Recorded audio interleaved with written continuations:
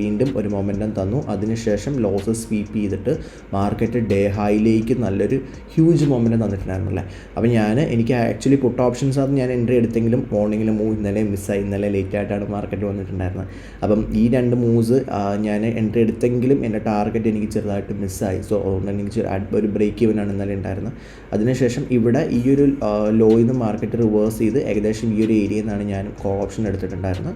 നല്ലൊരു മൊമെൻറ്റം കിട്ടിയപ്പോൾ ഞാൻ എക്സിറ്റ് ചെയ്ത് മാറ്റിയിട്ടുണ്ടായിരുന്നു. ലാസ്റ്റ് അവറിൽ വന്ന മൂവ്സ് ഒന്നും ഞാൻ ക്യാച്ച് ചെയ്തില്ലെങ്കിലും ആ ഒരു ഇനിഷ്യലി വന്ന മൊമെൻറ്റാണ് ഞാൻ ഇന്നലെ ക്യാച്ച് ചെയ്തിട്ടുണ്ടായിരുന്നു. ഞാൻ അതിൻ്റെ P&L മറ്റും പറ്റുന്നുണ്ടെങ്കിൽ അപ്ഡേറ്റ് ചെയ്യാം. ഇനി അതിനുശേഷം നമ്മൾ അടുത്ത് ചെയ്തിട്ടുണ്ടായിരുന്നതെന്ന് പറഞ്ഞു കഴിഞ്ഞാൽ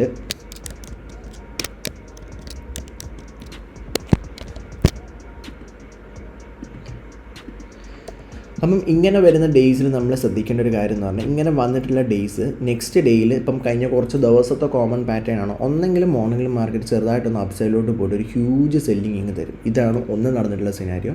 2 നടന്നിട്ടുള്ളതെന്ന് പറഞ്ഞാൽ ഇവിടെ തന്നെ മാർക്കറ്റ് ഡേ എൻഡിൽ തന്നെ ചെറിയൊരു സെല്ലിങ് കാണിച്ചിട്ട് നെക്സ്റ്റ് ഡേ ഫ്ലാറ്റ് ഓപ്പണിംഗ് എന്നൊരു ഹ്യൂജ് സെല്ലിങ്ങിലോട്ട് പോകും. ദെൻ ഇങ്ങനെ വന്നിട്ടുള്ള കേസസ് പിന്നെയും സംഭവിച്ചിട്ടുള്ളതെന്ന് പറഞ്ഞാൽ മാർക്കറ്റ് സൈഡ് വേസ് ആയിട്ടാണ് പോയിട്ടുള്ളത്. അപ്പോൾ ഇന്നും ഇവിടെ ഞാൻ എക്സ്പെക്ട് ചെയ്യുന്നതെന്ന് പറഞ്ഞാൽ മുകളിലേക്ക് ഒരു ഹ്യൂജ് മൂന്ന് ഞാൻ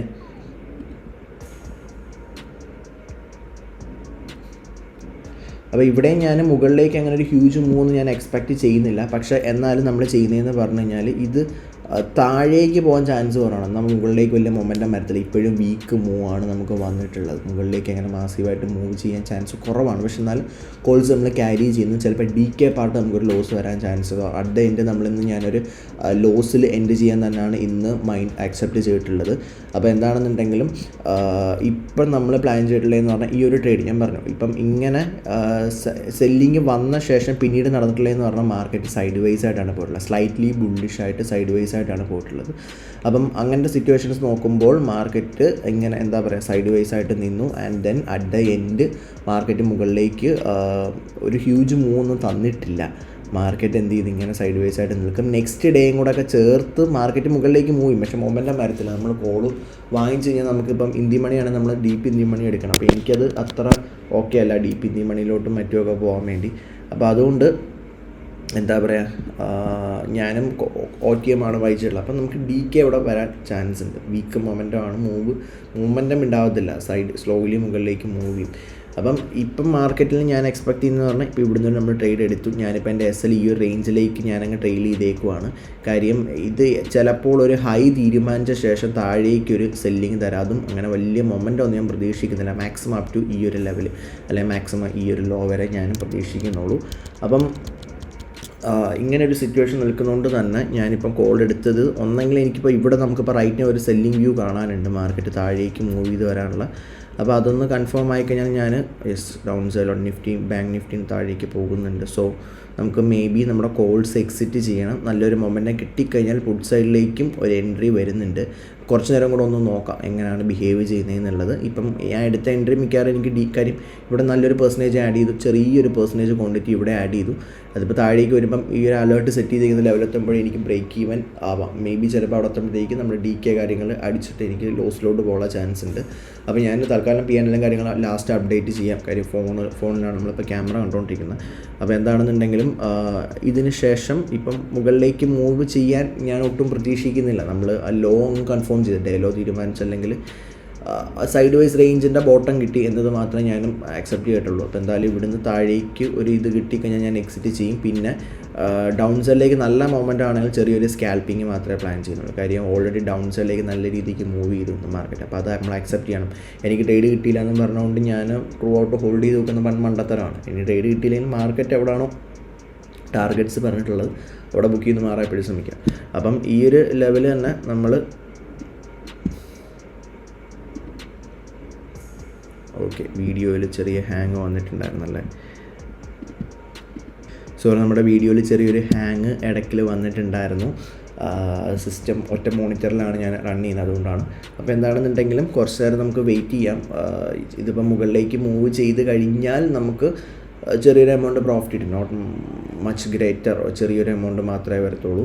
അപ്പം ഇന്ന് ഞാൻ ലാസ്റ്റ് ഞാൻ അപ്ഡേറ്റ് ചെയ്ത P&L അത്ര ഞാൻ പറഞ്ഞു ഞാൻ അത്രയും ക്വാണ്ടിറ്റിക്ക് അല്ലെങ്കിൽ അത്രയും പോയിൻറ്റ്സ് യൂഷ്വലി ക്യാച്ച് ചെയ്യാറില്ല. ചെറിയ പോയിൻറ്റ്സ് മാത്രമേ ക്യാച്ച് ചെയ്യുന്നത്. അപ്പം ആ ഒരു ലെവല് നമുക്ക് എന്തായാലും കുറച്ച് നേരം വെയിറ്റ് ചെയ്യാം. എന്താണ് മാർക്കറ്റ് ഇവിടുന്ന് ഒരു ഡൗൺ സൈഡിലേക്കുള്ളൊരു റിവേഴ്സലിനുള്ള പോസിബിലിറ്റി ഉണ്ട് നിൽക്കുന്ന ലെവലിൽ നിന്ന്. അപ്പോൾ അങ്ങനെ വന്നു കഴിഞ്ഞാൽ ഞാൻ എക്സിറ്റ് ചെയ്യും. ഓക്കെ, ഞാനിപ്പോൾ പുട്ട് ഓപ്ഷൻസിലേക്ക് ചെറിയൊരു എൻട്രി എക്സിക്യൂട്ട് ചെയ്തിട്ടുണ്ട്. നമുക്ക് നോക്കാം. മാക്സിമം ഡേയിലോ അല്ലെങ്കിൽ അതിനെ തൊട്ട് ബിലോ ഉള്ളൊരു ലെവലാണ് ടാർഗറ്റ് പ്ലേസ് ചെയ്യുന്നത്. ക്യാരി ചെയ്ത് കൊണ്ടുപോകുന്നില്ല. കാര്യം മാർക്കറ്റ് സ്ട്രക്ചർ അങ്ങനെയാണ്. ഒന്ന് താഴേക്ക് വന്ന് വീണ്ടും മുകളിലേക്ക് കയറിയ ശേഷം ഇച്ചിരിയും കൂടെ കഴിഞ്ഞിട്ട് മാർക്കറ്റ് എന്ത് ചെയ്യും, ഡേ എൻഡിലോ മറ്റോ ഒരു huge momentum either on up side or down സൈഡിലേക്ക് നമുക്ക് തരാൻ നല്ലൊരു പോസിബിലിറ്റി ഉണ്ട്.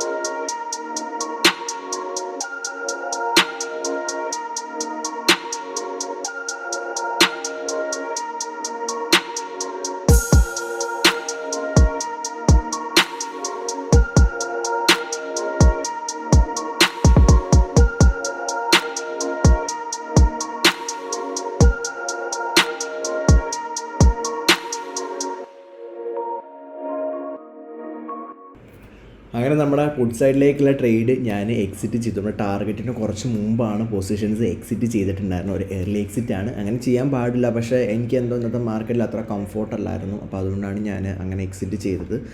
എക്സിറ്റ് ചെയ്ത ലെവൽ എന്ന് പറഞ്ഞാൽ ഏകദേശം ഈ ഒരു ഏരിയയിലാണ് ചെയ്യുന്നത്. എക്സാക്റ്റ് ഡേലോയിൽ തന്നെ അങ്ങ് എക്സിറ്റ് ചെയ്ത്. കാര്യം ഡേലോയ്ക്ക് വലിയ ഒരുപാട് പേര് സെല്ലിങ് ചെയ്യുന്നവരുണ്ട്. സെല്ല് ചെയ്ത് കഴിഞ്ഞാൽ ചെയ്യരുത് എന്നല്ല ഞാൻ പറയുന്നത്. ചെയ്ത് കഴിഞ്ഞാൽ മാർക്കറ്റ് മൂവ് ചെയ്യും. പക്ഷെ ഒന്ന് അപ്പ് സൈഡിലേക്ക്, ഇപ്പോൾ ഇവിടെ തന്നെ കണ്ടില്ലേ മാർക്കറ്റ് ഒന്ന് മുകളിലേക്ക് മൂവ് ചെയ്ത് വന്നു. മേ ബി ഈ ഒരു ഏരിയ നിന്നാവാം, അല്ലെങ്കിൽ ചിലപ്പോൾ ഒന്നുകൂടെ ഒന്ന് മുകളിലേക്ക് കയറിയിട്ടാവാം മാർക്കറ്റ് താഴോട്ട് തന്നെ കണ്ടിന്യൂ ചെയ്യുമെന്നാണ് ഞാനും കരുതുന്നത്. പക്ഷേ ഞാൻ വേറെ ട്രേഡ്സൊന്നും എടുക്കുന്നില്ല. നമ്മുടെ ഇന്നത്തെ ട്രേഡ്സും കാര്യങ്ങളൊക്കെ കഴിഞ്ഞു. ഇപ്പോൾ നമുക്കൊരു ഓൾമോസ്റ്റ് ഒരു 12,000 റുപ്പീസാണ് ഇന്ന് പ്രോഫിറ്റ് മേക്ക് ചെയ്യാൻ പറ്റിയത്.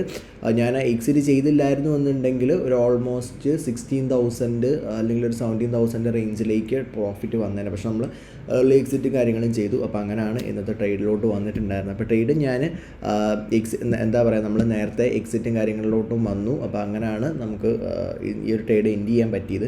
അപ്പോൾ എന്താണെന്നുണ്ടെങ്കിൽ നോക്കുകയാണെന്നുണ്ടെങ്കിൽ നോക്കണം. ഞാൻ ആദ്യമേ കോൾ ഓപ്ഷൻസ് എടുത്തു, റൈറ്റ് ടൈമിൽ അത് എക്സിറ്റ് ചെയ്തു. ഞാൻ എൻ്റെ വാശി അവിടെ കാണിച്ചില്ല. മാർക്കറ്റ് മുകളിലോട്ട് മൂവ് ചെയ്യും അല്ലെങ്കിൽ ഞാൻ അതിൻ്റെ പുറകിൽ ഇരിക്കണം എന്നുള്ള വാശിയൊന്നും അവിടെ കാണിച്ചില്ല.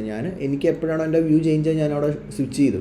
അപ്പം ഈ ഇങ്ങനെ പൊസിഷൻസ് സ്വിച്ച് ചെയ്യുന്ന ടൈമിൽ നിങ്ങൾ എപ്പോഴും ശ്രദ്ധിക്കേണ്ടതെന്ന് പറഞ്ഞാൽ നല്ല മൊമെൻറ്റം വേണം. മൊമെൻറ്റം ഇല്ലെങ്കിൽ ഇതൊന്നും നടക്കത്തില്ല.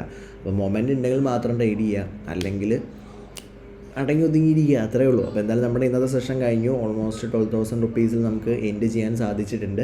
അപ്പോൾ എന്തെങ്കിലും ഡൗട്ട്സോ കാര്യങ്ങളൊക്കെ ഉണ്ടെന്നുണ്ടെങ്കിൽ നിങ്ങൾക്ക് കോൺടാക്റ്റ് ചെയ്യാവുന്നതാണ്. Okay, thank you.